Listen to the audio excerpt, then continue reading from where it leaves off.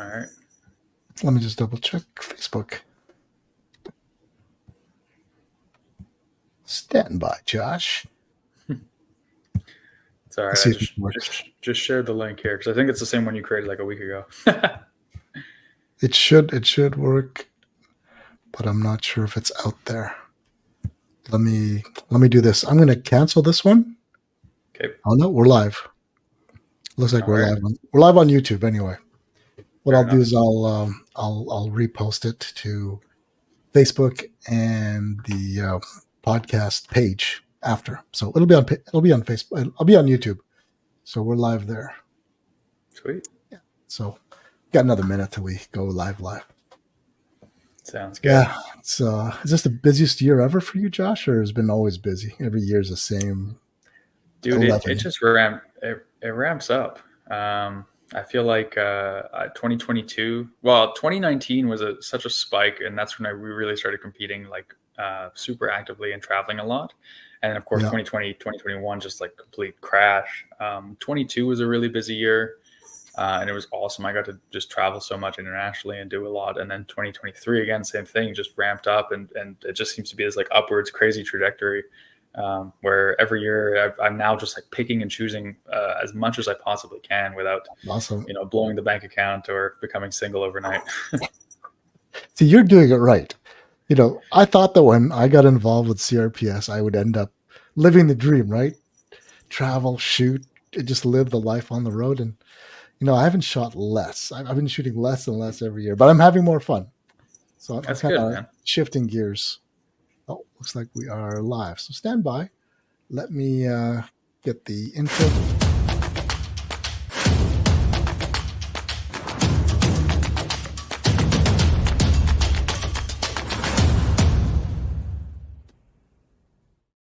Hey, shooters. Welcome to the Rimfire Nation Podcast, Episode 6, Season 3. Tonight we are joined by Josh Botha from BCPRL and MDT fame.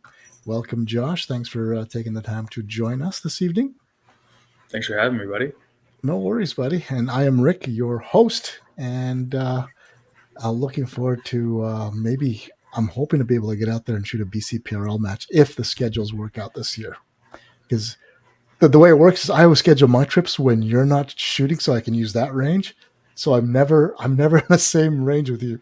But I'll try. Dude, it's always the way it goes as well. Like usually when your matches are like the gaps in our season where your matches are is because I'm traveling somewhere else. So I'm always just like, man, like we got to sync this up better. I know. And this year in August, my daughter is getting married in Tofino. Oh, so, awesome. I know, but I've got to block things before and after that. And I haven't told my wife I'm not flying out with them, that I'm going to be driving, so I can hit matches on the way out and hit matches on the way back. So we'll see. That's smart. I think she suspects it's going to happen, but we haven't sat down and formally said, here's the block of dates that I'm looking for. Nice. But before we get to you, Josh, let's see what is new at Tesro, our favorite small arms dealer. 1 second. Here we go.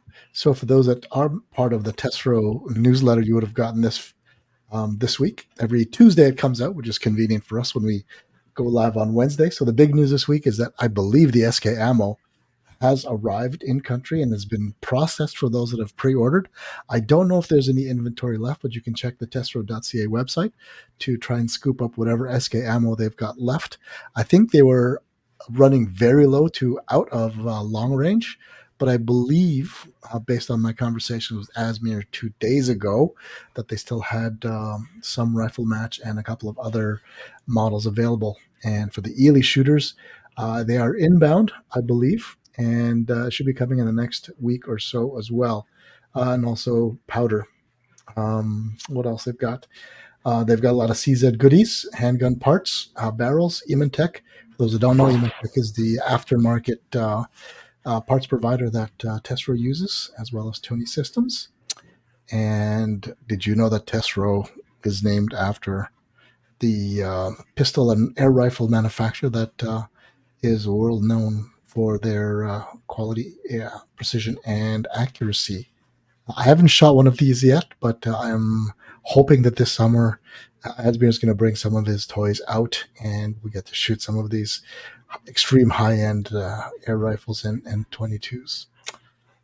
Campro, there's the Ematech, and I think there is I don't know how many people know this, but there is a 457 carbon out there with a carbon. I don't know if it's wrapped or not, but it's definitely a carbon barrel, and I believe the stock is also carbon formed as well, and it comes with a carbon fiber price, so be prepared for that. What else? Parts, strikers, small bore rifle builds. We'll talk. Actually, Tesro is going to be on the podcast next week. Talk about the new Rimfire Precision Paper Series that we are launching this year, and we're actually raffling off a 22 rifle build similar to this. Coincidentally, also built around an MDT XRS and 457 action, and I believe they're IBI barrels. So we are fundraising, and for this year, the fundraising will cover all of the registration fees for the Tesro.ca Rimfire Precision Paper Series. So it's going to be run like Outlaw, but we'll have rangers across Canada who wants to shoot prone 50 and 100 and bench 50 and 100. So it's going to be a four stage match, and we'll talk to Asmir about that next week. So that is the update from Tesro and what's new. So let's go back. Hey, Josh, how's it going, buddy? Hey, buddy. When did we meet? Was that 2019? Was that the first year of 2020? Something like that, right? So I actually just saw in your intro there one of the last shots is me shooting off a spool at one of your matches. That was it. That was a merit. Yep, that would be the first time I met you, and that was a crazy smoky year. I want to say yes, 17 or 18. It's got to be 18. It's got to be 18 because that was our first year. Our first year was 18. Yeah, I remember, that was a fun match. There was a lot of shit. There was a lot of shenanigans there. That's always shenanigans with you. That was the rice paddy prone where you bet me I couldn't hit 3 out of 5 from rice paddy prone, and I got in a nutcase, which comes everywhere with me now. Nice. And I was proud to lose. I said, yeah, props to you, brother. Props to you. Yes, that goes fun. Down, and yeah, it was fun. It's still fun. So what have you been up to, man? So you do a lot of things. So one is you. Are you running BCPRL on your own, or do you have a bunch of people working with you, or are you the chief cook and bottle washer? Well, yeah, for a long time I was, and yeah, I wear a lot of hats. Too many hats, I bite off more than I can chew, and then I regret it later. As I'm sure you're more than aware of, and I've probably been in a very similar situation. But around the same time the CRPS started is kind of when the BCPRL started. Different kind of philosophies to begin with, where we started with a centerfire match, and kind of grew from there. And yeah, it's now at a point we're going into our 6th season, I believe, at the BCPRL. It started with me just with a wild hair idea. I said, cool, let's start running matches, and it's grown. Basically, I have a little admin team now, so nice. I basically don't run any of the social media anymore. I've handed it all off. A lot of the background work it gets done by a little team of us, so it's pretty awesome. It's all volunteer based. We all just do it because we love shooting and we want to see more matches and then more events up here. Nice. So many lessons learned those first years, eh? Dude, yeah. Even like, the biggest thing when we started was just how do you run a match, right? And what do I need to do? And now it's more so like, how do I deal with 200, 300, 400 people and get them all aligned and understanding everything. And this is where we can go. This is what we can do. And now, like, my biggest focus presently is, okay, new venues, new ranges, new match directors. I'm really looking for more 2-day centerfire matches out here right now. But nice. Yeah, BC is a bit of a tough nut to crack, as it turns out. It's a venue. Venue is the tough thing for us out here. Like, where can we host 2-day? I mean, there's not that many 2-day matches out in the East, and a lot of folks don't have the ability to break away from the family for 2 days. Like, they can do it once a year, a couple times a year, but to ask them to do it consistently, it's a tough ask for now. But I think, like golfers, everyone gets exposed to it, and you kind of, it's like, well, how do you boil a frog? It's like slowly. Eventually, it becomes part of. Yeah, how do you eat an elephant one bite at a time, right? Yeah, that's it. So you just kind of just do it. If you host it, they will show up. They will shoot. Yeah, If you host it, they will shoot. I think I like that. that's yeah. I mean, out here we've got the Northern Rimfire series, which is gangbusters out here. They got huge draws, beautiful venues, beautiful courses of fire. So that's what's nice about it. I mean, my goal in starting with this was eventually everyone's going to host their own series, so I can just stop, just shoot. I think we're getting there, but we're not quite there yet. So, but it's still fun Well, to go out there. well, I think that's the thankless thing about being a match or series director, right? Is that you put all this time in, and I mean, I have the exact same end goal, right? I just want everyone else to run matches so I can just travel around, shoot them all, and have fun, and be the guy who heckles. I can't wait for that day. But but I think the kind of neat thing about it is that there's a very, very small community of people in our positions in Canada who have decided to start something and push it forward and just go to the next level. There's a few of us out here in the West, there's a couple in the East, but really, I mean, it's less than 20 people have stood up and said, "Cool, I'm ready to run a match. I want to run a series," and it's so amazing to see that growth year after year after year. And now it's just getting bigger and bigger and bigger. Where we're starting out here in the West, we're starting to draw people from multi-gun, we're starting to draw pistol shooters, all these different disciplines, shotgun shooters, and they're like, okay, hey, what are these guys doing? What's so special about what they're running? And we get to kind of be that leading edge of this is something new and exciting, right? And your events are where? Are they only in BC, or are you pushing it to Alberta as well, or is it just strictly BC for now? No, we just run events in BC, and honestly, not even all of BC. We just really deal with mostly the southwest corner down here in the Vancouver region and the Lower Mainland, as well as sort of the Okanagan. Mostly just because of population, right? That's where the whole of BC is located. Very much like I'm sure in Ontario you don't get a lot of ask for people wanting matches way up north or way out west. But we just deal with BC, and I let the guys at the SAPRL deal with whatever they're going to do in Alberta. Yeah, that's true. And they run some good matches there. Have you shot out there yet? Yeah. It's a beautiful terrain. I just love that. I get to spend a couple of weeks there every year. The hardest thing we deal with here in BC is that they're our next province over, and they're relatively right there. The problem is that to drive to Medicine Hat for us is 14 hours. Whereas with 14 hours, I can drive to Boise and shoot in Idaho. I could shoot anywhere in Washington and even Oregon, right? So it's such a toss-up. It's like, what? And the biggest problem is serious points, right? If I want to qualify to shoot elsewhere, then I might as well go shoot in one of those matches. But I do love their terrain. They run a really good event. I just wish there was more. I really do. Yeah. Hey, if folks want to reach out to you, or do you have a website for BCPRL? We do, actually. Yeah, we just started it. It's not super duper official, but if you check out I'm going to get the full thing here. It's bcprl.mailchimpsites.com, because I did everything through MailChimp. And if you go on what is it? MailChimp Sites. Chimpsites.com? Yeah. Oh, yeah, there you go. All right, we got it. Yeah. Okay, so I'm going to run that. I'm just going to put it on here. All right, there you go. Get that little banner down below. Yeah. Get the match schedule. We do most of our stuff on social media, and we also have an email list.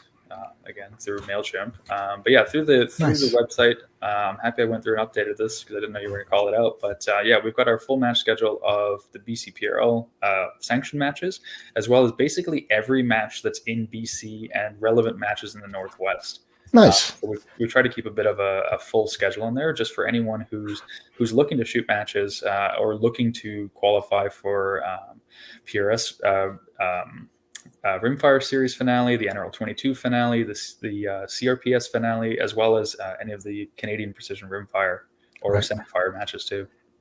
Let me just quickly show that.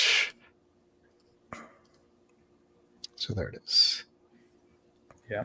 Nice. Yeah, we got a nice little graphic we put together there. This is our early season schedule.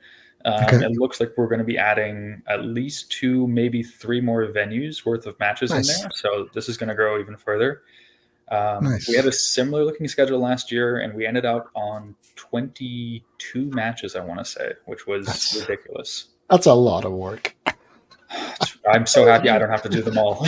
I just run one match a year now. It's awesome. Oh, is that right? Oh, that's nice. Yep. Yeah, it's Most of still these hard are. to find hosts. Again, the problem is you have to train people, and if you don't spend a lot of time with those folks, it's hard to let go and say, yeah, just go ahead and run your own match.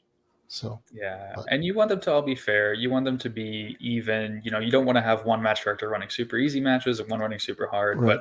But we've kind of learned over the years that every match director has their own style. They have their own match flavor and stuff they want to do, right? So Yeah. it is really cool to see that kind of come through as well. And some people will prioritize one match over the other just due to how they want to shoot or where they want to shoot. It's nice to have choice. Spoiled Yeah. for choice. That's awesome. That's the dream. It's I don't know which match to shoot this weekend. That's the goal. That's the Yeah, goal. and seriously, we are getting to that point in BC right now. Looking at the schedule, we're giving shooters so many matches to choose from with all these different leagues. I see Lisa Herte just jumped on the chat. She's running all those NRL 22 matches, and seriously, almost every other weekend in BC, you've got a match now between March and October, and it's crazy. Yeah. Lisa and the NRL 22 Canada team are just killing it. It's amazing how they're more virulent than COVID. But you know what? It's so but in a good way. Yeah, for sure. It's so cool to see, right? There's the appetite of shooters coast to coast who are saying, "Look, we want matches. We want to try this. We want to get out." And you might not get 20, 30, 40 shooters at each match, but you're getting these new people coming in. You're getting friends of every friends month. trying it. Yeah, it's awesome. And it's really what the sport needs. Yeah, for sure. And we're trying to pull in. So we focused So as we matured, we focused now on growing the participation of the youth and the women shooters to try and get more and families shooting together. So we're making inroads there, and I think that's kind of where the focus for us is going to be. How did you get into shooting, Josh? Were you always a shooter, hunter? What's your background?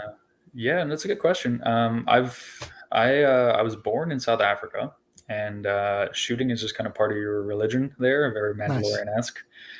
Where my dad taught me to shoot when I was 3 years old, and my mom would go to church, and we'd be in the backyard and suppress 22, shooting at little cans and stuff like that. So it's just been ingrained into the way of life for me since I was little. And I shot my first competition in 2015 with a gun that did not deserve to be at a competition, and I had no clue what I was doing. I just jumped in head first because I honestly believe that's the best way to do it. That is the way to do it. It sucks. Go ahead. Sorry. I was just gonna say it sucks for some people, right? And it's hard because you don't want to look like an idiot. You don't want to be embarrassed. But everyone has to start somewhere, right? So I went in with no expectations, and I was like, rip the Band-Aid off. I had a 204 Ruger right-handed Savage, and I'm left-handed, with a fixed 10 power scope, shooting 600 meters at a military base, and it was just. I had a blast, and that's the thing, right?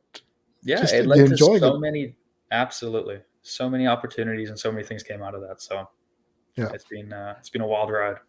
That's awesome. And then, how did you get into match directing? And how did that? Because you wanted matches, no one was running matches, so I said, I've got nothing to do with the rest of my life. Let me start up a series or something. Looking back, knowing what I know now, if I knew it then, I probably would not have done this. And I'm sure you probably say the same thing. There are days. Yeah, but it's in BC. When I started shooting, we had, and it still exists, the BC Rifle Association, BCRA. It's just a subsection of the DCRA, Dominion Canada Rifle Association. They ran something similar you guys had in Ontario, called the BCRA Sniper Championships, I want to say, or I don't know, precision rifle events. And they ran one a year, and it was Oaks. here in General Oaks, here in Yeah. Chilliwack. And so I lived, an hour and a bit drive Oh, away. And nice. I stupidly convinced one of the guys I was a good friend with at the time, and he said, "Hey man, we're gonna go and shoot this with our varmint guns." He's like, "Cool, I've never shot past like 200 yards." I was like, "Me neither." And I was working shooting. I was working at a gun store called Wholesale Sports, which is now Okay. liquidated. And I was Yeah. working selling archery equipment and building bows. And I just had my one gun. And from there, we shot that match. We got completely adopted by a local shooter, basically, and his partner, Stu Cameron and April Hope, who Oh both don't man. shoot as much anymore. Yeah. But they basically had to like They, handhold us through like zeroing guns and not being complete idiots. yeah. We loved it.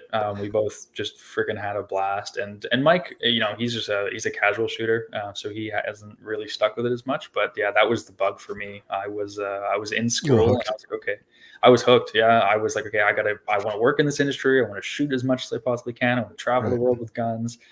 And Nice. and so started working at MDT, and then that afforded me the opportunity to shoot down in the U.S. And after shooting some local matches in the Northwest Precision Rifle League, I was like, we need this in Canada. This is way better than shooting 600 meters on paper at some silhouette Yeah. I can't even see. Like I want to shoot steel. I want to go shoot off props and stuff like that. And Yeah. I realized really quickly that the military base just wasn't the venue for that. That's just not No. that's not their vibe. It's not the vibe. So No. no, so actually a local shooter here, Aaron Damron, Mhm. who comes out and shoots CRPS as well. Yeah. He put me onto this range at Merritt. I said, reach out to them, see if they'll be open for an event. And they were like, I talked to the club president, and he was like, I have no idea what you're trying to do, but let's do it. Let's go. And we kind of just walked around the range, and I pointed out some stuff. I was like, can I shoot stuff over there? And he's like, sure. Yeah, Yeah. I guess. Why not? Like, can I go over there and shoot stuff? He's like, I guess. Yeah. And he pretty much just gave me the keys and said, yeah, go nuts. Just don't shoot yourself. And I was like, okay. That is And like the most fun playground. That Nicola Valley Gun Club. It's amazing. The terrain they have. Yeah, And it's so perfect. compact. It's super fun too, and all kinds of different stuff we've done. So the very first year we ran a match there, I think it was October 2017. There's this like right into the middle of the range. There's this like entryway. And there's a big fire pit, and then the roads kind of all spur off from there. And we camped right there and ran stages from like right behind Oh, where really? the shooting shack was, because no one else was there, and they didn't know. Like we didn't know what we were doing.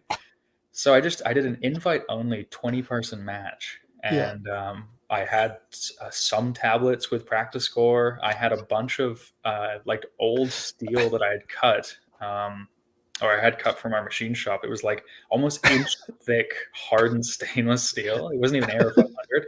It all weighed a crazy amount. It was all hung on a conveyor belt because I didn't have like T-post hangers or anything like that. Yeah.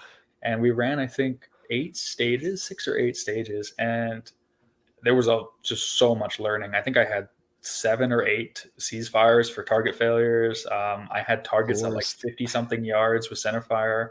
I had all kinds of just crazy learning, but yeah, it again kind of sparked this whole thing, and you still had a stupid smile at the end of the day. Oh, for sure, yeah. Despite the amount of work that you had to put into it. Well, the first one was like relatively no work because I had no idea what was going on. And then awesome. It progressively got crazier and crazier. And then, I've got a lot of friends who I've traveled with a lot and shot a lot, and they've got access to cool venues, and we've just kind of built. And I think our other centerfire match there was Dave Gariani ran one in Pemberton. Mm-hmm. And we built that, and then I got to know the guys in Kamloops and Kelowna and Penticton now, and we've just started this little group has just grown and grown and grown. And we're last year we recorded almost 200 rimfire scores of like individual shooters. We're recording in the neighborhood of like we're getting pretty up there as far as centerfire scores go as well. But again, we're just looking for more venues and looking to expand. That's it. Just keep ramping it up. I feel sorry for the guys that are jumping on that path now. And I tell everyone, don't look at people and get discouraged because of the gear you see or the scores. These guys have been working on this for like the last 6 years. It's 2018 or even earlier, right? You're jumping on a moving train. I always tell the guys, just worry about being safe and worry about hit rate. not the time, right? At best, you may get 1, maybe 2 hits per stage. If you're a brand new shooter, new competitor, and if you've never shot PRS before, it's a wild ride. But as long as you're having fun, that's the key thing.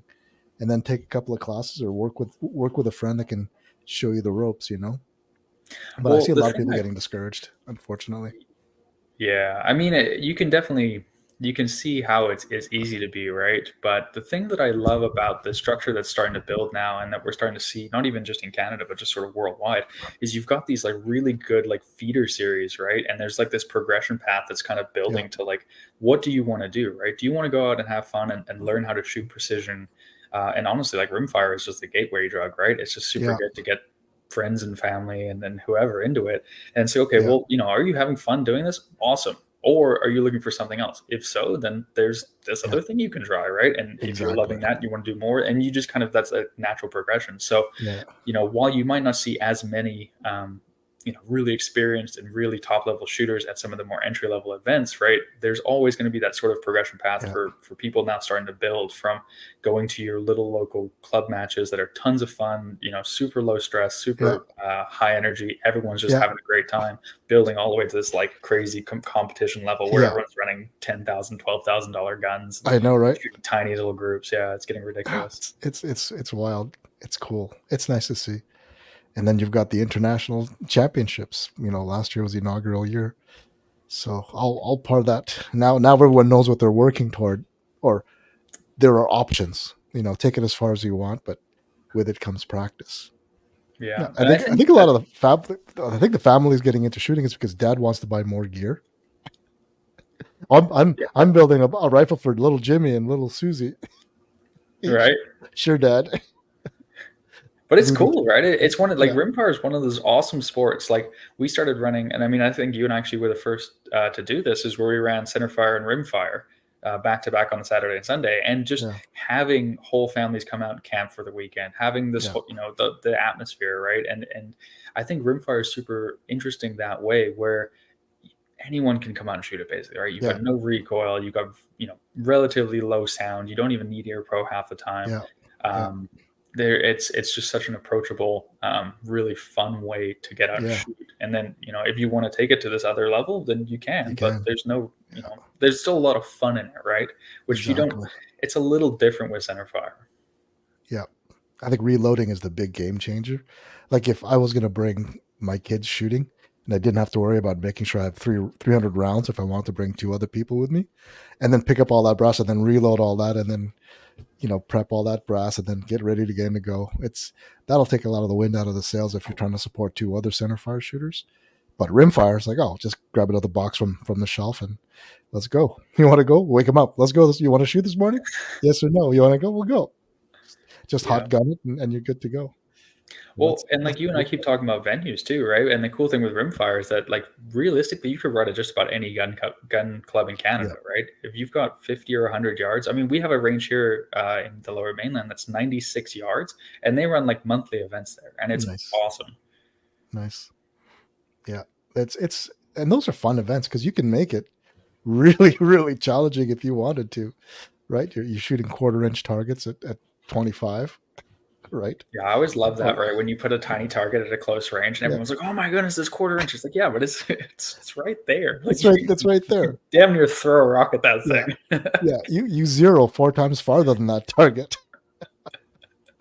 Yeah, Yeah, it kind of messes yeah. with people ahead, right? Or we're I just like trying to find that target at 20 yeah, power. For some guys, it's like, come on, you're doing it wrong. I know. There's something amiss here. Something amiss. But it's been good. It's been a lot of fun. It's been a lot of fun. I'm trying to think Do of you get to shoot anything anymore? Or are you just like fully built up in match mode and then running the series?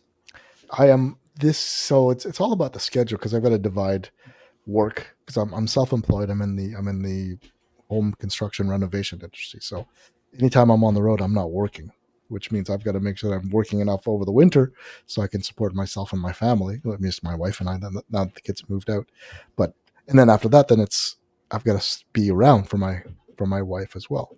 Our youngest moved out last July, so the house is a little bit quieter now. So I've got to be more supportive. Yeah. Um, but I wanted to try ELR this year, so I bought a 6.5 PRC. Nice. So I'm going on the other side. and Valcartier here in Quebec has amazing ELR and baby ELR matches, and they've got, it's like Meaford. It's beautiful. You're shooting off the artillery pad, and you've got, targets for kilometers, literally. So I'm going to try that out this year. I'm going to try and get out. But That's awesome. Yeah, and then maybe center fire. We'll see. We'll see. But yeah, that's the plan. But shoot more matches. I mean, I shoot matches, but I decide that day whether I feel like shooting or not, and I have a great time regardless. It's like you said, it's whether you just want to trash talk with the other guys on the squad and just hang out, and it's so laid back. Everyone is super nice. I've never met anyone that I said, gee, that guy's kind of a jerk. It's coast to coast, north to south. It's been wonderful, and I guess that's part of why I keep doing this, because it's just a great time with everybody. Sometimes I'll squad with people I know, or sometimes I'll squad with people I don't. And it always amazes me how nice everyone is and how supportive it is. That's why it's a great medium for new shooters to come out. Just try it out, and we always get a question. I don't know if I want to try because I'm not good enough. So, just show up, as long as you've got a reliable rifle, that you've got a 10-round magazine, or if not, someone will lend you more. Or even if you don't have it, if you want to learn or try it out, we've got loaner rifles and mentors that'll ride shotgun with you for the whole match, and we've got a category called stealth where we can actually change the course of fire for them. Do you want to shoot different positions, or don't worry about the time, or just shoot at the close one or shoot at the far one, within reason. The goal is to get you shooting out there and try it out before you dive in head first, because a lot of people over prepare and they always buy the wrong thing, right? And that's time and time again. Like, I'm like that. It's like, YouTube University, I'm going to research the hell out of it and buy everything, and then you show up and you don't use any of it because you bought the wrong stuff. So I always just come out. Yeah. And do you guys have if somebody wanted to get the center fire shooting, do you guys have any kind of mentors or something like that? Like, what do you say to a guy that wants to try it out? What's your advice to them, Josh? Yeah, that's something we actually have been working on. I actually messaged you about this a little while ago. Is I would love to get more involved in training sessions and intro events. So we've run a couple here in BC. We've done sort of like Precision Rifle 101 and like a 201 kind of course. Nice. More so kind of centered around those shooters where, okay, here's everything you're going to do at a match. Here's your base accuracy guidelines. Here is some coaching on how to shoot off of common props, and and then we kind of take it a step further on, okay, now that you're on the clock, now you've got a lot of the base stuff down. Okay, this is some more advanced moves, right? Basically, right? Tripod deployment, using tripods for rear support, bag positioning, rifle balance, thinking about wind reading, target indicators and stuff like that, right? And how it's there's a lot. There's a lot, and for a lot of us, it almost just comes second nature now, right? Because we've done this for a while, and it's okay. Well, I'm used to seeing what I see and thinking the things that goes to my brain. So taking that information and explaining it to shooters, I think, is really, really important. But yeah, as you know, I mean, just trying to find time between matches and between your own schedule to help coach or mentor or build the community is hard. But I think it's really important because, like you said, with kids and families and women shooters, like, we have to do this, right? If we want the sport to grow, I think all of us kind of have the duty to either run more matches, run events, intro nights, explainers, or just pick a buddy and say, hey, let's go train, right? Let's go and get better at this. Yeah, so the discovery days are fun. Just show up and shoot, and here's some steel targets. That's kind of like the free drugs you give them. Here's a box of ammo. Here's a target. Actually, here's two targets. And when you're going to the second one, you got to dial this knob up to X, right? Yeah. And then you should be on. And that's like, you've hit like a PRS shooter when their eyes light up after they hit steel for the first time. It's such a beautiful sound. I still love it.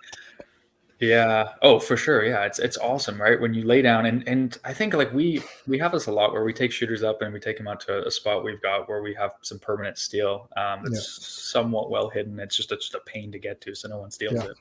And you put him behind a gun that's zeroed and everything, you know it's going to work. And you say, okay, well, here we're going to shoot this thing. Okay, awesome. You hit 400 yards. Okay, we shoot this thing. Okay, you got 500. Okay, now we're going to reach out here. We got 800 and 1,000. Yeah. And they stand up and they're just like, how far is that target? And you're like, that's like a kilometer away. You just hit that with a tiny little bullet. And like, whoa, right? But they don't see all the blood and sweat and tears that went into building this gun and making sure it's zeroed and making sure that everything worked perfect, right? They just see, this is easy. Anyone can lay down. My cat can do this, right? Yeah. And all the 4 different tricklers going so you can load it efficiently. Like 3 hours in the cave, just prepping brass and cranking the lever, or if you've got a Mark 7, you're just feeding the hoppers. It's wild. Yeah, it's wild. Yeah, it's a lot of fun. But honestly, for new shooters, and we've had this quite a lot, and we don't necessarily for Centerfire have a loaner gun program, but we do for the Rimfire series. We've got 3 permanent loaner guns with dope and guns and everything like that. But for Centerfire, if I've got a shooter who's like, hey, I'm really new to this and I would love to come check it out. A lot of the times, I don't know if you get this, but they ask, can I just come watch? And I'm like, you could come watch, but we're going to get you to shoot. And like you said, the community is amazing, right? Most guys will have a backup gun, or they'll know someone who has a rifle they can pull, right? And they'll gladly supply ammo. They'll supply whatever you kind of need, right? And routinely, we've had guys show up at matches and we say, okay, hey, here's your rifle for the day. You're going to be squatted with this guy over here. He's going to walk you through and give you everything you need. And if something goes wrong, he's going to be right there to help you, right? And that's typically awesome. The way, for guys who don't have gear, or we get the flip side where guys, have a rifle and they say, hey, I think I'm ready to shoot. Can I come out? And I'm like, absolutely. As long as it's not a Magnum and you're going to blow my target off. Which confuses a lot of people because like, well, I need my 338 to shoot past 300 yards. I'm like, no, you don't. I promise you.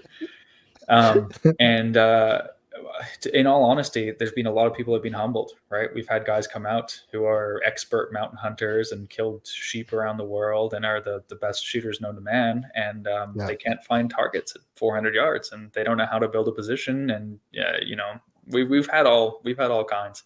And some people stick with it and push through, and others just you see them once and they never come back. Yeah. It's not for everybody, but it's a lot of people love it.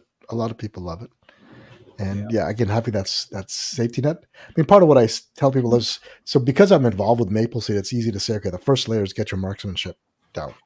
Just figure out what the basics of marksmanship are, and then you kind of go through, and then get them through. Here's how a match is going to work. Here's the terminology. Here's how a stage is run. Here's what is dope. Find a buddy that shoots exactly the same as you and use their dope, or run through ballistics calculator. And if you want, you can teach them the simple, basic, ballistic calculator. And then this year, actually, we're adding skills and drills for guys that are, they got to figure it out, but they're not making hits. Let's work on some skills and drills for you to be more confident, in building a position in time, and then making some hits and reading the targets, where you're hitting, and then, win bracketing, just basics like that. Yep. And the rest is rinse and repeat until it becomes second nature, like you said. We already know.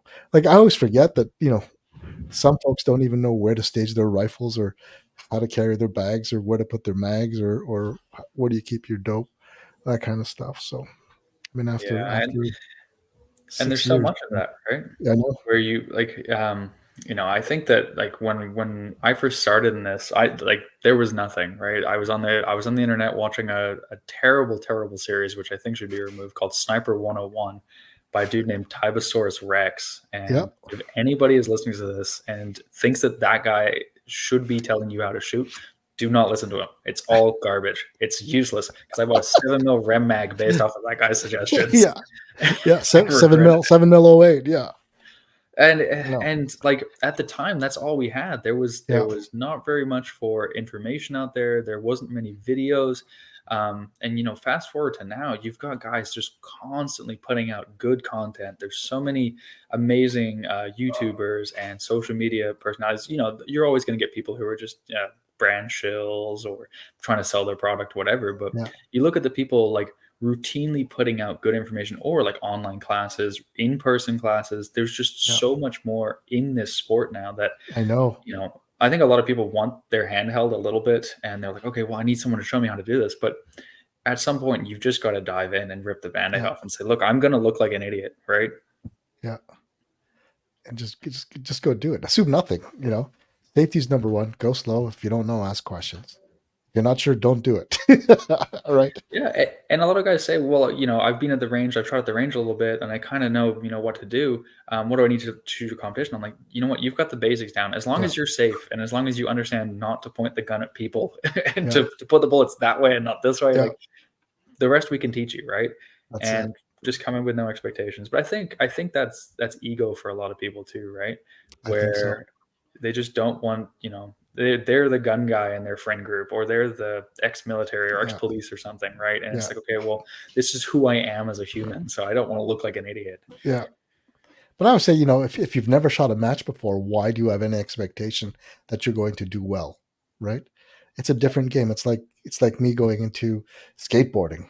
I know how to get on a skateboard, but if I go into a competition, it's going to be embarrassing for everybody, and that's people have to understand that, yes, it translates, but it doesn't equate, right? There's some similarity, but you'll know how to fire the round, but in terms of being able to build a position on time, finding the target, transitioning, keeping track of the sequence and the locations and all that stuff, that's all through experience and compartmentalization of where you're going to put your data and be able to retrieve it after. So hopefully they say it's what, 10,000 hours, right, to master anything, right? Like, I know how to drive a car, but I'm not going to show up to the that's true next Formula One race in Vegas and just be number one. Like, that's just not how it works, right? That's true. That's a good analogy. So I think people just need to stop taking things so seriously and just have fun, because at the end of the day, this is all just for fun, right? No one's really earning a living off this. No one's really definitely not. It's costing you money. It's costing you money. Yeah. I hate that. I hate that question. I think the worst question I get is, how much does that thing cost? I'm like, I don't want to know. I don't know. I don't need to know. I don't want to know. Enough. Enough. Yeah. Is that what I need to compete? Like, it's people shoot that rifle because they've got to the point where they love shooting nice things. Do they need it? No. But does it feel different? Yes. Do they like that feel? Yes. But when you pull the trigger, it's the same round that goes off and the same lead that goes downrange, right? I love that, like, bell curve, right? You see those memes of, like, the guy who starts off and he's just like, oh, this entry level thing is the best, right? It's awesome because you don't know any better. And then you get like midway through and it's like, okay, everything is wrong. I know the best because I've done my research, blah, blah, blah. And then you hit like the end of the bell curve. It's like, nope, this is just fun. This thing that we started with is still awesome. Like, let's just go do that. And I think all of us kind of go through that cycle. And especially with shooting bags, we all go through the same stupid cycle. But with this sport in general, like, once you've got past that plateau where you think you know everything, you realize nobody knows anything, and we're all just trying to do it the best we can. Yeah. And people have fun in different ways, Yeah. But that sky pod though is a game changer. Everybody needs a sky pod or a ground pod. One of those two will serve you well. Yeah, the sky pod has been great for us. We've had really, really good luck with it. It has its flaws, it's not perfect. It costs more than most people's vehicles. But it works. It works though. It works. It does the job for whatever you want it to do. It's going to do it. Yeah, exactly. And it's not designed to be a prone bipod. It's not designed to be a top ELR ski foot type bipod. It's just not what it does well. What it does is it allows you to build a very versatile position in just about any position you're going to be in. It's a multi-tool, right? It is. It's a jack of all trades, which is perfect. I have no issues put on the rifle. I know no matter what I run into, I'm going to be able to figure it out with that. I might not do it well on the clock, but I had a great plan going in. Yeah, I've had so many stages where I'm like, oh, should I run a bipod? Should I not run a bipod? Should I just put a bag on this? I've learned that my brain is almost always wrong. If it says run a bipod rear bag, I'm like, no, take that off. Get out of here. Put a bag down. We're just going to go do that. Yeah. But it's and that's kind of what I think it's important to remember as a shooter, is that there's so many ways to skin a cat. But I know. When you're running a stage, like, what is the most foolproof way to run this? because you must see this all the time as well. We see it where you write the course of fire, and I write the course of fire sometimes in a way to just trap new shooters to try something really stupid, or just even guys who should know better. And you see a guy bust out a tripod and flip it upside down, and then hang a bag off of it, and you're like, "Oh, this is gonna be good." Yeah, it's doing good. Yeah, I love that. It's so much fun to watch guys, try different stuff with their gear and stuff you should be trying in practice, but guys try in the match, and you're like, "Okay, here we go. Let's give it a go." Grab the popcorn. It's gonna be good. Yeah. But those are the best. That's what memories are made of, though. Hey, remember when you tried that thing last summer? Mm-hmm. Don't try exactly. Yeah. We've all got photo evidence and video evidence, but usually the simplest way to approach the thing is usually the best way to do it. Yeah, sticky game changer or a rail bag. Either one of those two for me. Those are my go-tos now. Yeah. The world is starting to understand the value of just a heavy sandbag. Like it's so versatile. You can just do anything with it. It just works, man. Oh, if you limit yourself just having that, you'll figure out how to use it effectively in all situations, which is awesome. Yeah. Well, that's what I was saying with like that bell curve, right? Is we all started with basically no bag or like a sock filled with rice or something. Yeah. And then every single shooter that's been in this for more than 2 or 3 years has a bag full of bags. And we all bought every stupid freaking silly bag. And now we're all down to like 1 or 2 bags. And it's like 3 different sizes, 2 different fills, 4 different shapes, fortune cookie, game changer, tactical udder. They're all good though. We all had to try it though. We all had to say, okay, hey, I've heard that one's better, so I want to go try that one. Right? Yeah. And I never forget, like the first time I ever shot off of a heavy sand-filled bag, it was a Weebad mini fortune cookie wax canvas, and I put that on like a concrete shooting bench down in a Precision Rifle Expo in Georgia, and I had the ACC chassis. I put that on there, and I was like, this is basically prone. How have I not known about this? And they're like, oh yeah, we've been running this for like months and years, and I was like, okay, I'm going to order as many of these as I can when I get home. And that's heavy sandbags. It's just the answer. Yeah. And this comment from one of the Banyak Precision boys, Kingsford Tactical. Last year, we were at Heffley, and Derek he didn't have a bag, or he had a bag, he didn't. Anyway, he ended up with a bag of Kingsford charcoal briquettes as his bag for the day. He had wrapped it up in tape, but it was those Banyak Precision guys are just nuts. It's the best part of my summer. That's when you know you're enjoying the day, man. When you can just show up and shoot. 0 F's given. It's perfect. When we were in Italy last year, we had a bunch of guys. So I got to shoot for Team Canada last summer, which was awesome. I met most of the team for the first time in Italy there because Canada's so vast that I hadn't yet met most of the Ontario and shooters from the prairies. And Russ Rodriguez, he showed up and he went through the whole airport shenanigans. Everyone got searched and everything. And I think they actually confiscated his bag or they dumped the fill out. Oh no! And so he was in trouble. And before the match started, they had all these vendors and all these different all this demo stuff there.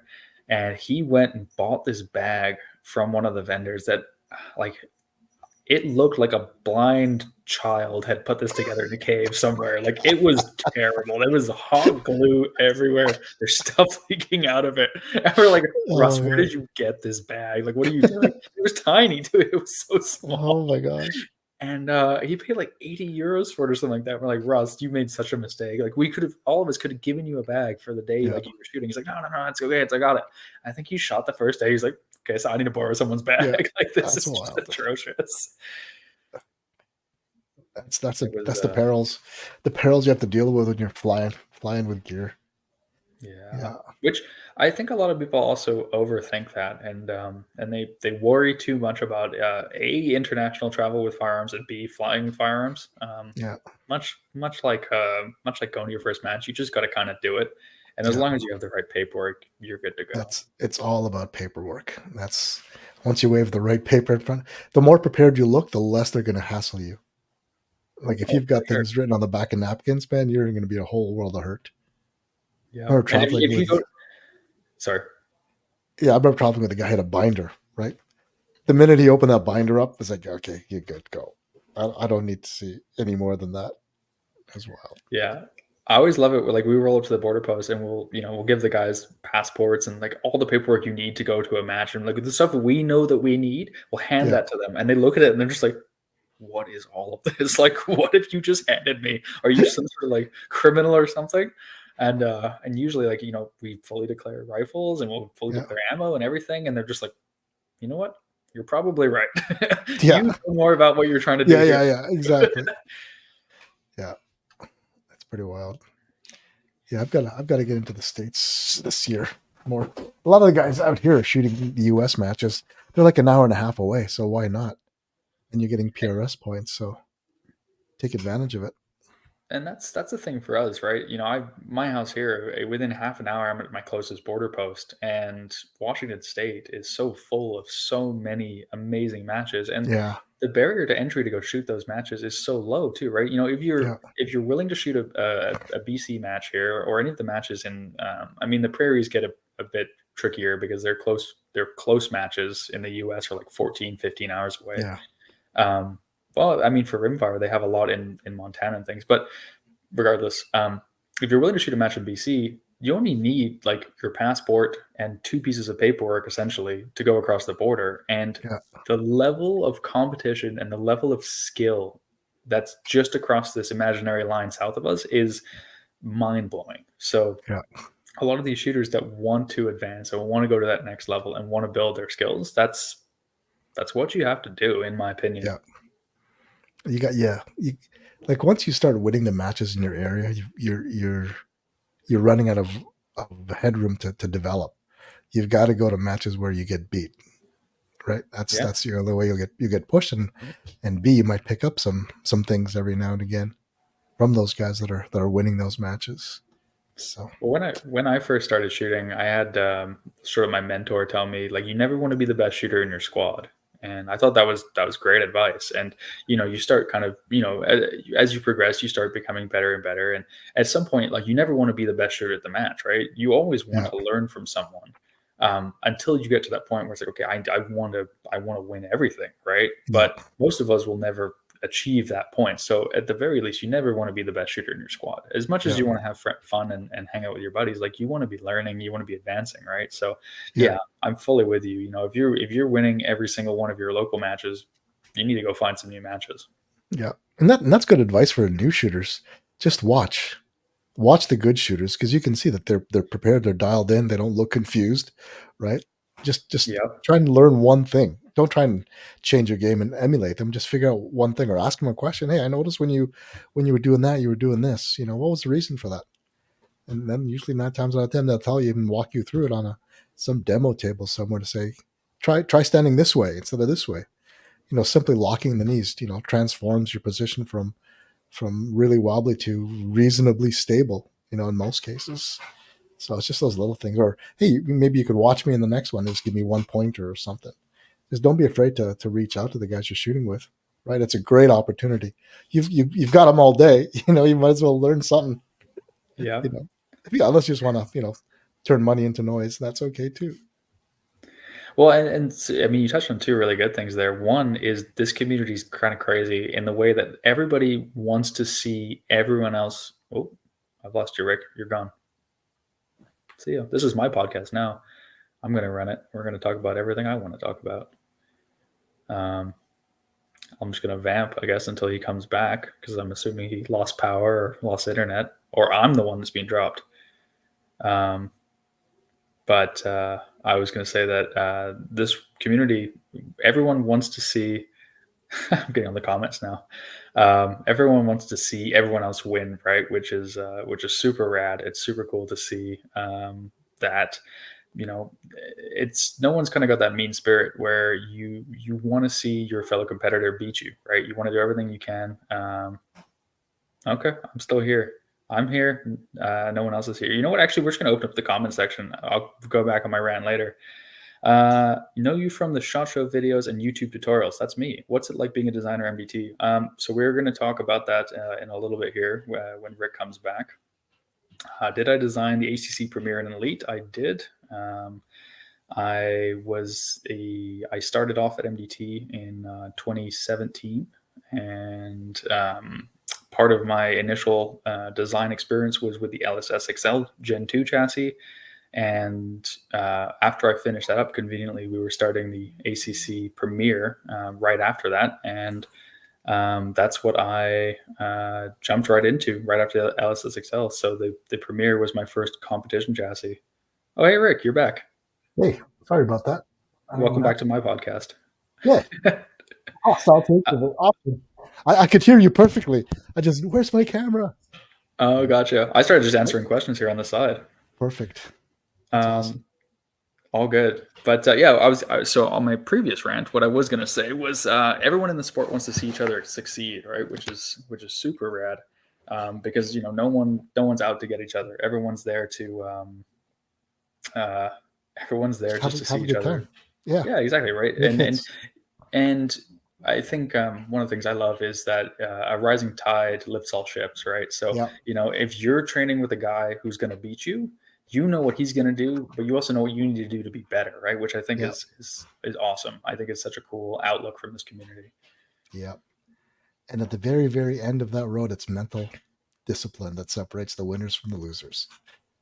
So it really is. You are mentally. Yep. It's cool to see that parallel in different sports too. Like I started during COVID, I shot some pistol matches and I played a lot of golf actually. And it's all the same stuff. It's all just mental, right? It's just how focused can you be for how long? Yeah. I was a trail runner for a long time, and typically you don't give up because it's tiring physically. It's because you just can't push yourself anymore, and that's the thing. So learning to suffer is very important. Yeah, especially those matches like you and I were talking about. They got the -20 rule. Oh, you lost light now. Did you lose power? I might be on my own again here.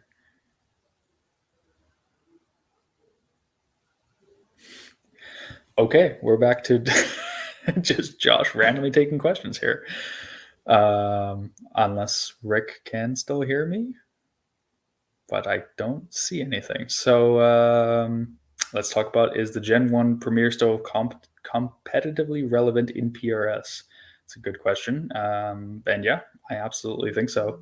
Really, the Achilles heel of the Gen 1 Premier is the forend, and the fact that it is a little bit narrower. It is a little bit more, it has more flex to it. So that's one thing you're going to see more so than you would on, say, the Elite or the new Gen 2. But realistically, the Gen 1 Premier is our entry level chassis that we started winning national level PRS matches with. So I think it's very I think it's a very good chassis still in the grand scheme of things. This is the Josh podcast. This is now the BCPRL podcast with my guest Rick. Whenever he decides to join me again, I feel like he's having some technical difficulties, so I appreciate you guys sticking with us. I'm assuming this is basically a live stream at this point. I should go find my cat, go see what she's up to. But if you guys have got any other questions, what is the best stock for Rimfire? It's a good question. I mean, there's a lot of factors there. I think that you have to weigh in a few really important things with Rimfire. One of them being rifle balance, specifically with lighter contour barrels, that you're not running a big, heavy steel barrel that you would on a centerfire gun. I think you have to weigh in overall rifle weight. Okay, Rick says he lost power, so he's going to try and join in a few. You have to weigh in overall rifle weight and maneuverability. And I think a lot of it's also personal preference. So recently, I was shooting our MDT XRS chassis for a long time with an enclosed forend on it. And I really, really like that setup with a 22-inch steel barrel.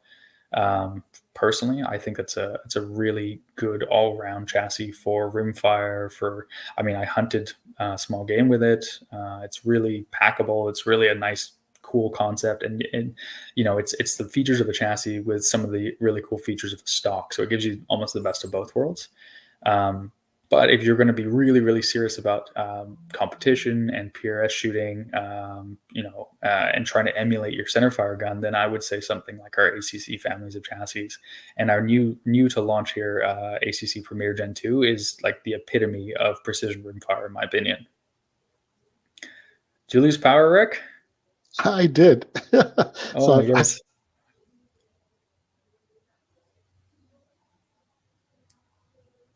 Oh, have we lost you again? So, okay, now you're there. Perfect. We're going to make this work. We're going to figure it out. We'll figure it out. We got a flashlight? Awesome. I got, yeah. So part of my EDC just kind of kicked in.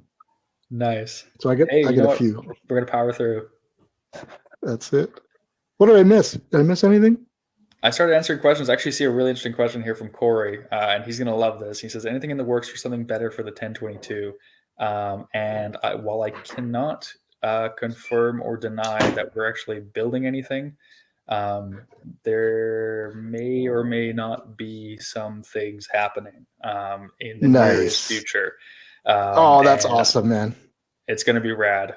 So we've got our Oryx chassis right now that is super, super awesome for the 1022. We're really happy with it. I think it ticks a lot of boxes, but it's definitely a little bit more entry level. So we've got some really cool stuff in the works. Nice. That's probably the biggest opportunity for chassis right now, because no one's really got a PRS style. Not that you guys are working on a PRS style, but there's a lot of stuff out there for the 1022, but nothing. It's you guys put one together for Delask, didn't you? Yeah, we did. But I honestly think it's such an underserved market, and it makes almost no sense. We've seen guys. Actually, we had a Mystic Precision, Jerry Teo. He won a match with an Archangel 1022. Yeah, exactly. There's that Victor Company Titan stock, which is super cool. Some of the stuff that Valkortsen does, we do that Oryx chassis for them as well. But I think the reason that there isn't much of a market for it, or there's a huge market but not a lot of aftermarket support, is it's just such a weird inlet. It's got one action screw up front. It's got two funny little screws holding the barrel on. There's no recoil lug, and over 60 years they've been doing these receivers, they've changed them like 20 times. So actually someone just mentioned Gray Birch as well. That's a good point. But it's not really that's more of like a speed steel kind of setup, right? So it's tricky. It's a very strange inlet to not really support. You almost you need a self-bedding compound. You push a button and just beds your action to the chassis. Yeah, that would be nice, sloppy. Right? No, but I mean, there's all different kinds of ways to skin the cat. So what Victor Company does is they actually drive a set screw right into the back of the action, which kind of sucks because it deforms the action and pushes like a point in there. And it's pushing the action forward, which is kind of counterintuitive, right? Because you almost want to pull it back into some sort of lug. We'll see. We have some ideas. Is that for SHOT Show next year potentially, or further out? No, further in. Oh, perfect. Awesome. We've actually, so I'm not going to confirm nor deny anything, but we have some very crazy mid-year evolutions coming. Nice. Well, we look forward to receiving news of them. Man, it's hard to keep up with all the stuff you guys are putting out. It's one thing after another, and it's like, oh, they're in this game now. Oh, they're in this game now. Yeah. It's hard to keep up with the market, right? And really we're trying to provide what the shooters want at the end of the day, right? Yeah. We're trying to listen to the hunting market, the competition market, the just general shooter entry level market. There's such a variety of people out there who all want different things. They want to shoot at different disciplines. They want to hunt. They want to backpack. The options are endless. I know some of the wood panels you guys put out is sexy. I was at Tesro the other day and they had some of that timber stuff out there. Oh man, you got to see them up close. They're just gorgeous. Woodworking is an art. It's definitely not a science.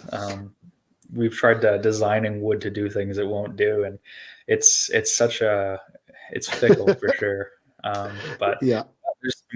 there's all kinds of stuff we can get into there as well, right? Yeah.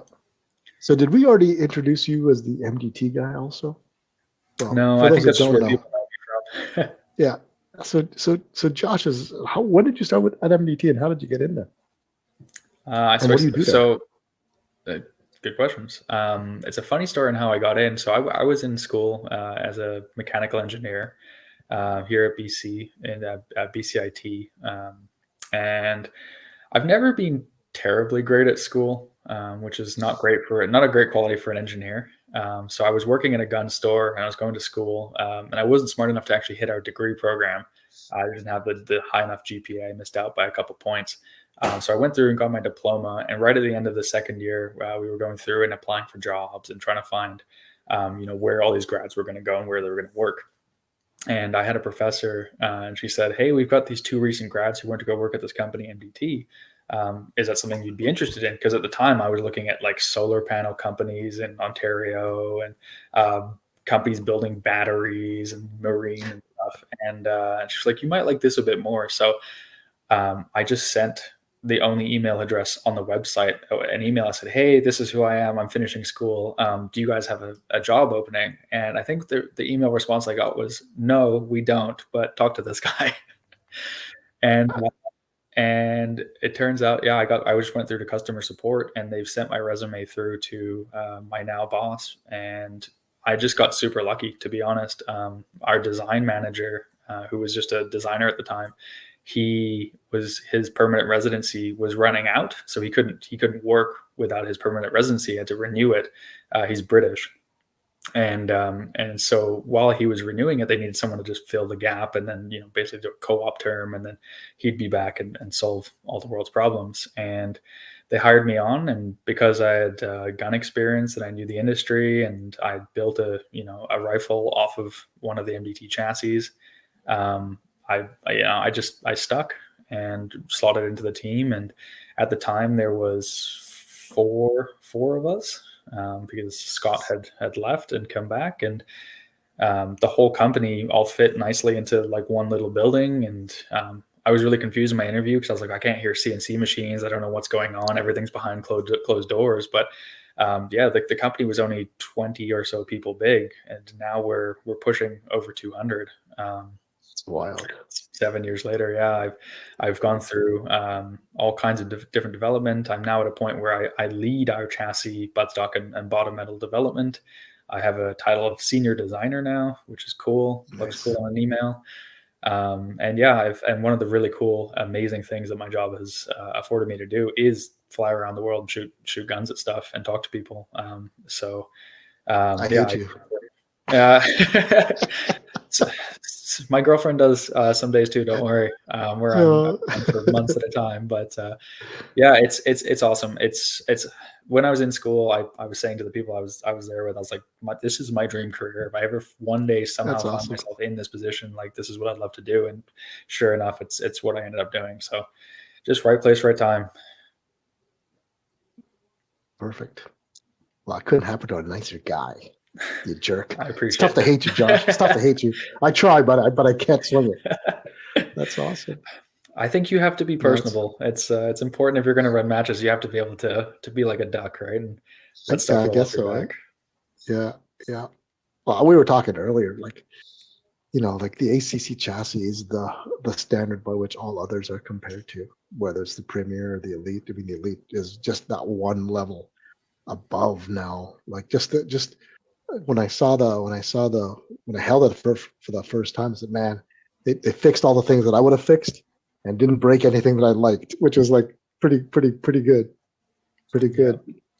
And that's really sort of our philosophy, right? And we went out and we came out swinging in 2019, I think it was, and we had this giant team, right? We had all these people come in and be part of Team MDT, but what we were really doing was building that foundation and saying, look, guys, what do you want? How are you going to win matches? What can we do for you to help you be better at this, right? And that really put our foot in the door for precision rifle. And we listened and we adapted, and not everybody from that team is still with us, but a lot of them still are, and consistently we have monthly meetings with our shooters.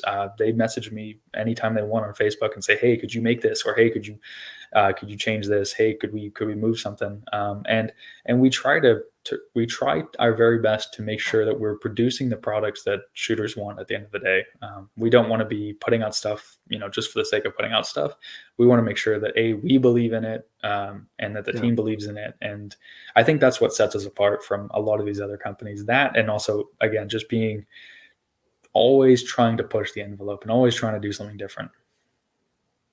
Yeah, well, mission accomplished. I mean, you guys keep adding more product lines to the collection, so that's wild, because it just makes sense logically. One more bit to round out the offerings and kind of build on that base of what do shooters need to be successful, to have a better time out there. And it's so cool. And very much like we talked about, that sort of like feeder system, right? Where you've got your base of like entry level rimfire and center fire, and then you advance and advance and advance, your regional, your national, your international series. We're trying to have, your good, better, best progression for any of the products we produce, right? So if you want a stock style, entry level stock chassis thing, we've got something there now. You want to build up, okay, cool. You want to advance into, I want to, hunt with this thing, and I want it to be ultra light, and I want it to, be super rigid. Okay, we go to this thing, and okay, now I need the pinnacle. I want to go, and we kind of want that progression path, not only for just chassis or just competition, but for your hunters and for your, the guys who are really into the XRSs and plug and play kind of systems, right? We want to try and expand. That's why we keep coming with these different product lines, and our naming might not always be the most logical, but we try to provide the right product for the right shooters.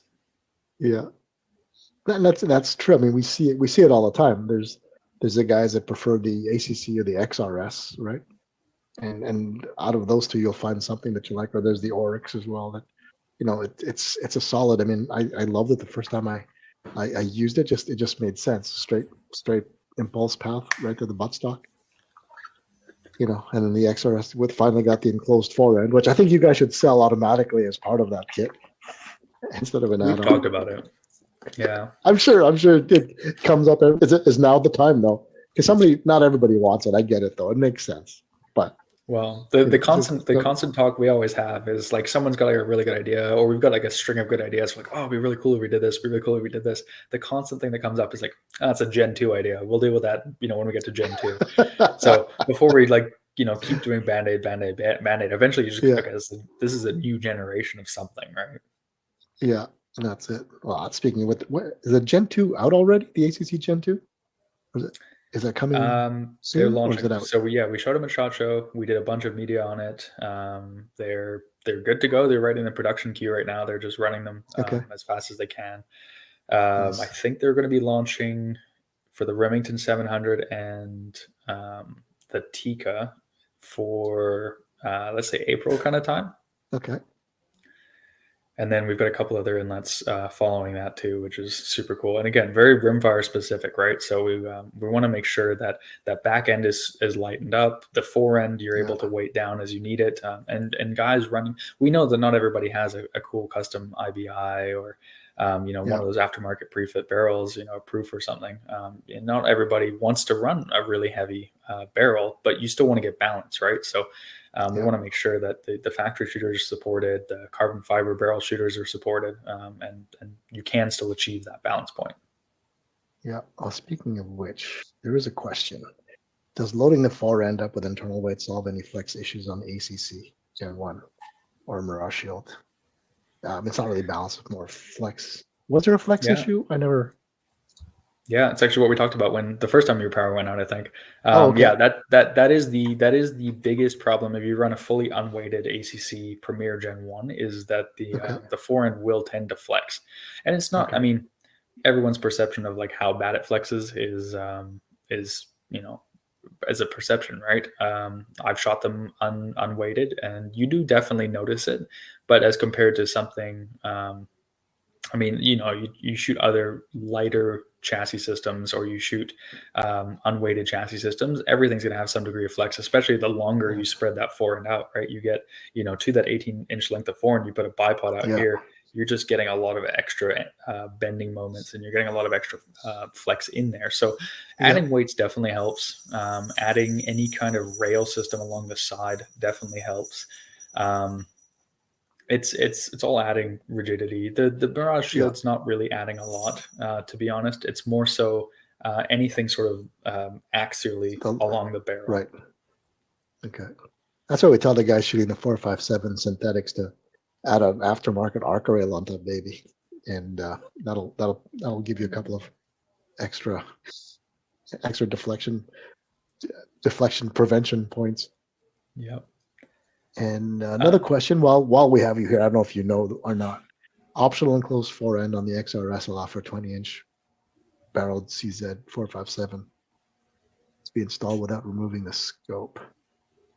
It depends on the scope, and it depends on the barrel. But if you're running just a standard profile barrel, you shouldn't really have a problem. Again, unless you're running like a really long scope, it just requires a little bit of like tilt the whole thing, like keep your chassis straight, and then like tilt the barrel, turn the scope, make sure the trigger goes in. Like it takes a little bit of sort of like Tetris kind of work, but it usually not a big deal.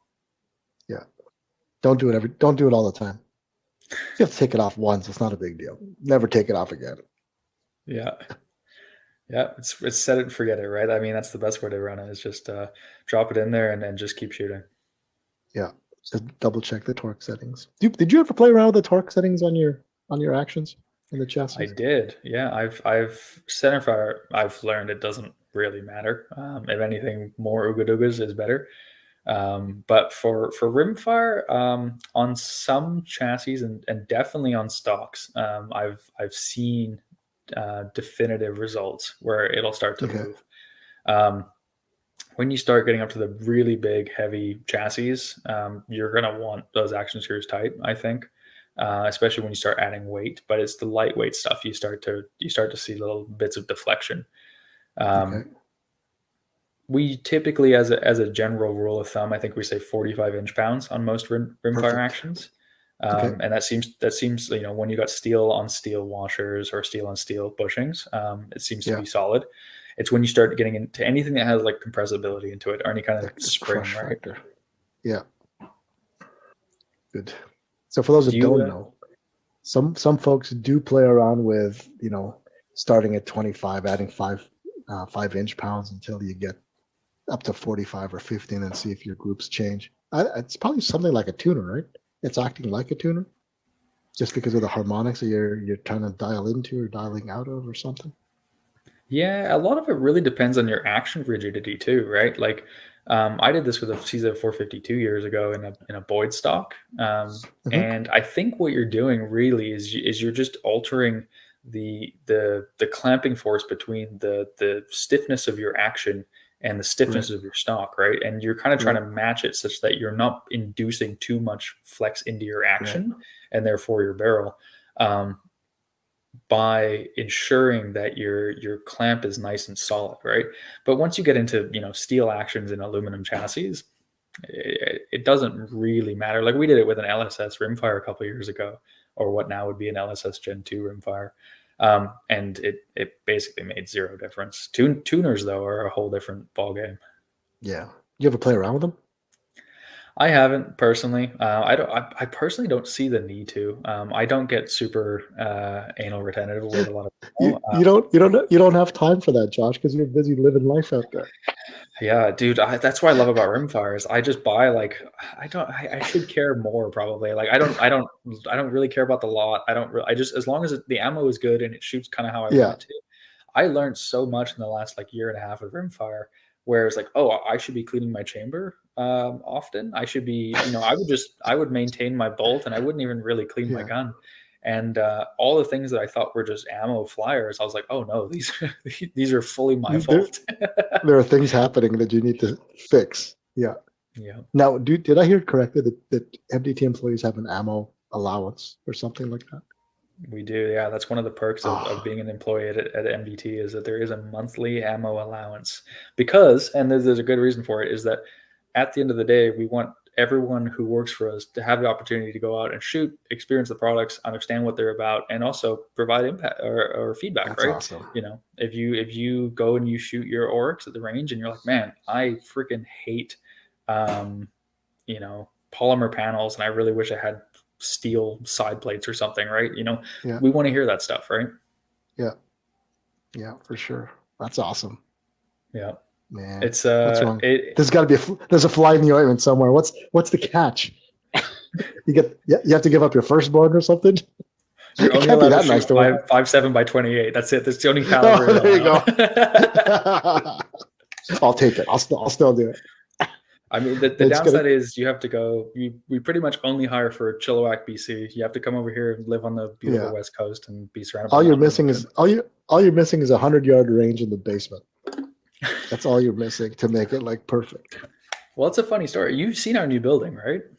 Yeah, yeah, So when we bought that building or rented or whatever the agreement is, we tried to actually convince the RCP we needed to build a range in the basement or like a tunnel or nice. something, and they Yeah, wouldn't let us do it. They said no, absolutely not. So really. we're stuck to just Oh, having that's a too cool bad. little snail trap, and we've got a cool spot for dry fire now, but Nice. yeah, unfortunately no range, but we're So not far from close. ranges. Yeah, No, no, you guys are pretty good. Yeah, how yeah. far is that Chilliwack range from you guys? Not that far, right? Yeah, from MDT, it's probably a 20-minute drive or so. Okay, it's not too bad. Whereas, yeah, I mean, we're close to a lot of ranges. It would be cool to be able to test fire inside the building and have controlled conditions, but one day Yeah, when we get up to proof research or Browning or Winchester or yeah. SIG level company, then yeah, maybe we'll have a really cool Well, custom built building. Korth has got one in their basement in Okotoks. Do they still do That's ammo testing as well? Yep, they do. That's Yep, awesome. I would love to do I that know. one day. I think that'd be a super cool thing to go through. I know. Just all the data's right there, and just stock up on that a lot. Yeah. It's not just a test facility; it's access to the pallets and pallets of ammo you can choose from. That's the real attracting thing. Yeah.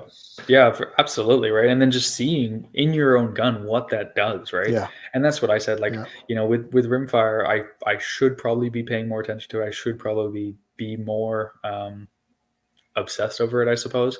yeah, But, if you find a lot that works and it shoots to your accuracy standard, and I think a lot of yeah, people just think that 22s can do a lot more than they can, or yeah, expect more out of their guns. yeah. Just run it, man.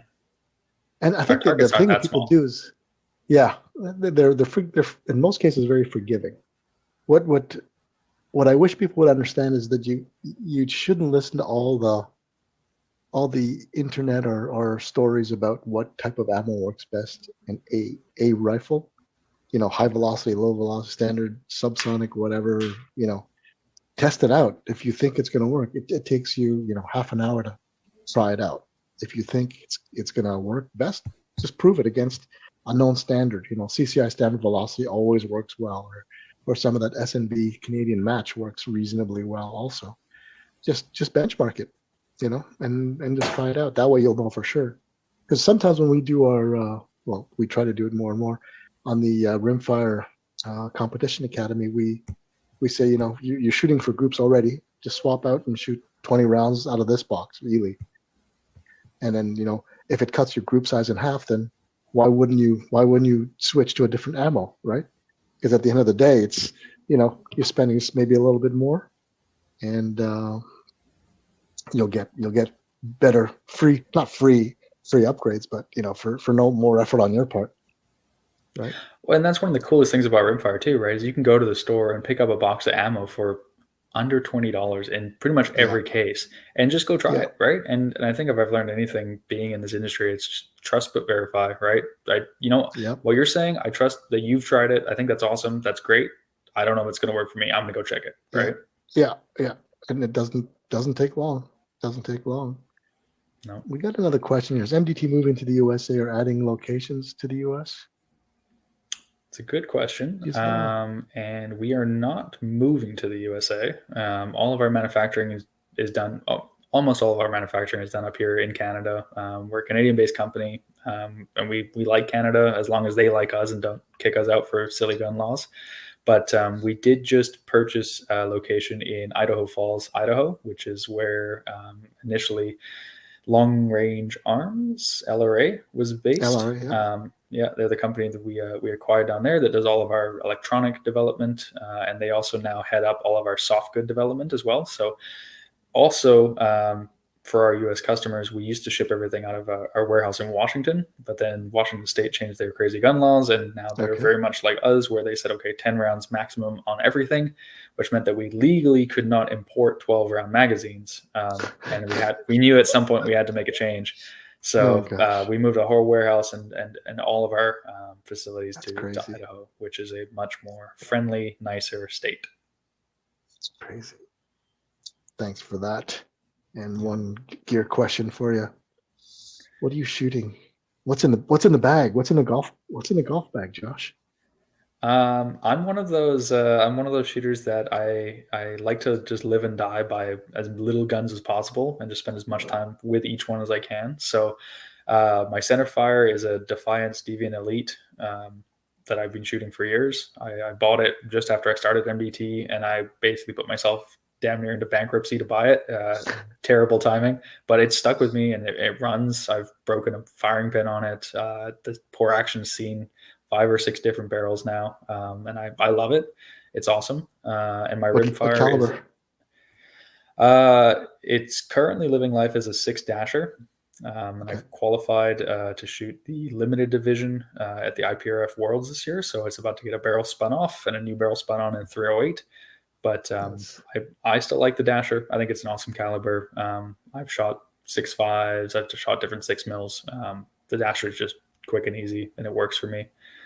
And then for rimfire, I'm shooting a Zermatt Arms Rim-X with the 30 MOA rail and an IBI pipe on it. It's awesome. I love it. How long's the barrel? 22. 22. Now, there's a trend, guys, going to 24 nowadays. I've had a lot of conversations about shooters wanting to run 700 diameter actions with 125 straight 26-inch barrels, and I think they're insane. I think that's just terrible. Because one of the things I love about the 22-inch barrel, the 20 or like an 18, is that it's maneuverable, it's light, it's it kind of gives you the best of both worlds, right? Yeah, it's in and out. It's got balance. It doesn't feel like you're that becomes like a 22-pound setup at the end of the day.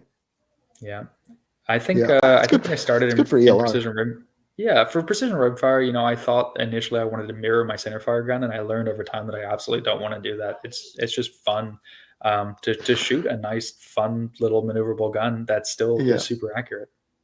Everyone fell into the trap of trying to justify it as a trainer, so they tried to make it the same and discovered that it just sucked. As you lost on both sides. And as I learned recently, you actually develop, if you're not careful, you can develop a lot of really bad habits shooting just rimfire. I went back to try a centerfire match, and I was like, oh boy, I am out of practice. Yeah, it's a perishable skill. Mm-hmm. Yeah. I mean, that's the thing. I think, if I wanted to take competing seriously, I would be less of a fun guy at matches because I'd be so serious. And I'd have to practice more and all that stuff. Part of the match for me is enjoying the camaraderie and I don't take it too seriously. I don't get all worked up. When you just you zero a stage or whatever, or clean a stage. One minute you're a hero, and the next stage you're at a 0, and I just like that roller coaster ride of, hey, every now and again I still have a good stage in. Well, I think and that's why sorry. Go ahead. I was going to say that I think the sport's kind of cyclical like that way, right? Where you see guys come into the sport, they try really hard, they kind of burn themselves out because they try to shoot too much, or they take it too seriously, or guys at the top, right? You've seen these top shooters come and go and then maybe come back around again. Is they just kind of have to be a jerk to try and win matches, right? And try to be at the top of their level. But it's just the nature of being that competitive, right? Yeah. That's a price to pay, and there's hours you got to put in. That's the other thing. It does take effort. it does take effort. So, yeah. The question I was weights.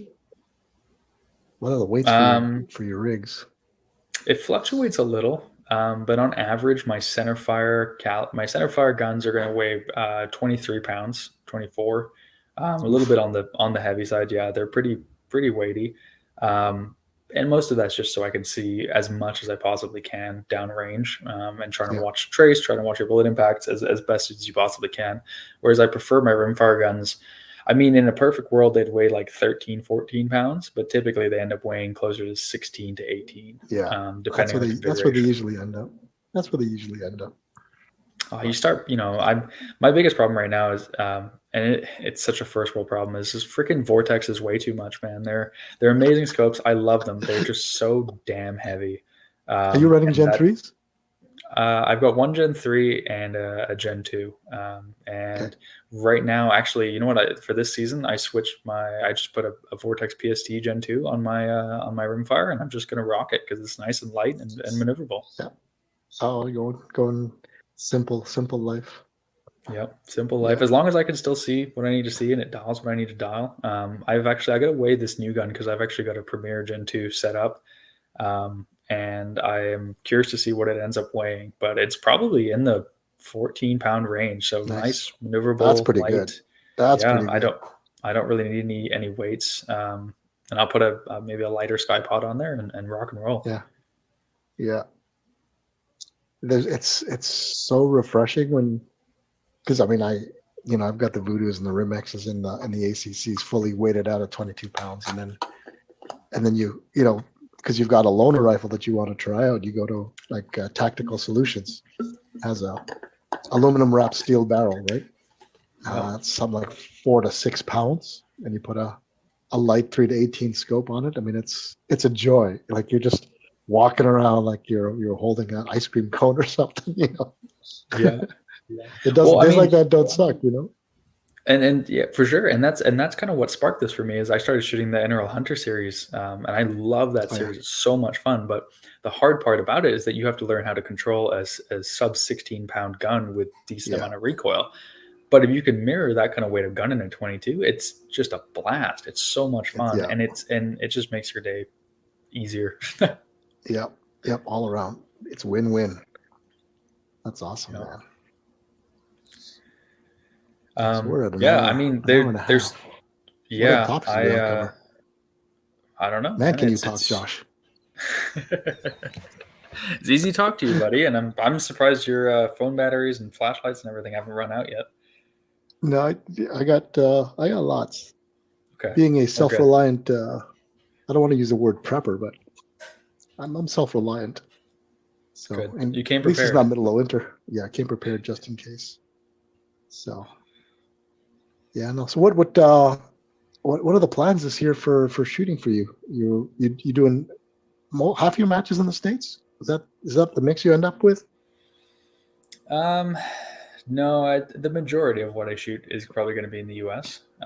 Okay. So the BCPRL schedule is busy. I'll try to attend as many of those as I can, but priority is definitely going to be in the U.S. So my goals for this year are to I've got some ambitious goals, and we'll see what slips. But I am going to compete at the Worlds in Colorado in September. I hope to qualify for the U.S. PRS National Pro Series finale. Maybe shooting TAC division because I'll be shooting 308, maybe shooting Dasher. We'll see. I still hope to be at the U.S. PRS National Rimfire Series as well, which is an amazing match. I got to shoot that last year for the first time, and it was super, super fun. Just nerding out about Rimfire with a bunch of other like-minded people was super cool. And yeah, I mean, I try to shoot in the Northwest as much as I can, and it's a lot less nowadays, but the community up here in the Pacific Northwest is just so cool. There's so many good shooters. There's so much good talent. It's amazing to go out to a local club match and be shooting against, 4 out of the 5 top guys in the country. It's super cool. And again, it's for a lot of us, it's less than it's 6, 7, 8 hour drive, and you're at top notch matches. So it's worth spending the investment, right? For sure. And for sure. The big thing I'm trying to do this year, as much as I possibly can, is I want to go camping and I want to go hiking and just spend some time away from the guns for the summer. So we'll see how that pans out. I know it's hard because you got it from like two different ends, right? You work in it and you organize in it. So, well, and then I want to shoot as well, right? So it's almost, that's true. It's baking your cake, having your cake, and eating it too. You're screwed, buddy. I'm sorry, but you're screwed. Yeah, that's awesome. That's awesome, buddy. I can't complain. I'd say it is all first world problems. I know, it's a right? super cool industry. The amount of super cool people that are in it, and the people I get to deal with on a daily basis is amazing. So I wouldn't have it any other way. Yep, and you have a hand in kind of directing where it goes too, which is even another level of cool. So, yeah. I think it's safe to say there's a lot of people jealous of you, Josh. On so many levels. It's a lot of it is right place, right time. Just being a bit of a lucky dude, and I appreciate the support of everybody who just kind of helped me get here, right? And and you're a nice guy too. Jerks don't usually get the opportunities. Well, yeah. I mean, you gotta persevere too, right? And be there. So, and a lot of this, the first Rimfire match I ever shot was your match that you ran up here in Merritt. Oh, is that right? And, in Merritt, nice. And that's that was a blast. And sparked so much for so many of us. If you look at pretty much all the current MDT or the BCPRL match directors, a lot of us were there. And it's awesome to see the growth, man. So it's cool to see what you guys are doing. It's cool to see how much your series has expanded and how much it's driven in Canada too. So none of us do this alone. True. We float on a sea of shoulders that have carried us through all these. Yeah. If it wasn't for nice people, I wouldn't be doing this. If everyone I met sucked, this would be a very short series. So, yeah, I think awesome. I think this whole community would die without the people that are helping push it along. Yeah, I'm just glad everyone found each other. That everyone chooses to continue to spend time with each other. They choose to spend their time away, their available time out on the range. Sending bullets down range, which is cool. So awesome, buddy. Good talking to you, man. Yeah, thank you for having me on. I appreciate it. I appreciate all the questions. This is actually kind of cool for the live stream, having people just jump in and ask questions. And I hope that I got to answer some of the questions you guys had. And I mean, this was awesome. So we should do it again sometime when neither of us have any time. Yeah, perfect. Yeah, let's do a check in mid season, see how things are going. Yep. That sounds good to me. And so look up BCPRL, and the website is bcprl.mailchimpsites.com for the current schedule. And is there an email address they should send any queries or inquiries or? Yeah. How do they get in touch with you, Josh? Yeah, if you go through that website, so that's kind of our holding for everything now. I'm working on updating that for sponsors and updating that for more information and how to get across the border, all that kind of stuff. But if you've got questions for the Rifle League, definitely shoot us an email at bcprecisionrifle@gmail.com. There's a little team of us that'll hopefully get back to you as soon as you can. Feel free to reach out to me directly. We're on social media. We've got pretty good presence on Instagram, on Facebook, WhatsApp. I think you can reach out direct there. We do have a mail list too. So if you're in BC and you want to shoot matches or just are interested, the MailChimp website, definitely, there's a great sign up there. And we try to send out emails as much as we can, make them look a little bit prettier now than just a wall of text. You can find me anywhere on social media as Josh Botha or at @jbotha_. I'm shadow banned often, and Instagram tells me to remove posts. But yeah, feel free to reach out and ask as many questions as you got. Awesome. Thanks, Josh. Thanks to all of you for coming out and making this all very worthwhile for all the series directors and match directors out there. We appreciate you guys coming out and spending your day with us. So from the Rimfire Nation Podcast and from Tesro.ca, Thanks, everybody. And tune in next week when Asmir from Tesro.ca joins us to update us on the ammo situation, what Tesro's been up to over the winter. So tune in for that next Wednesday, same time, same place. Thanks, everybody. Thanks, Josh. Yep. Thank you.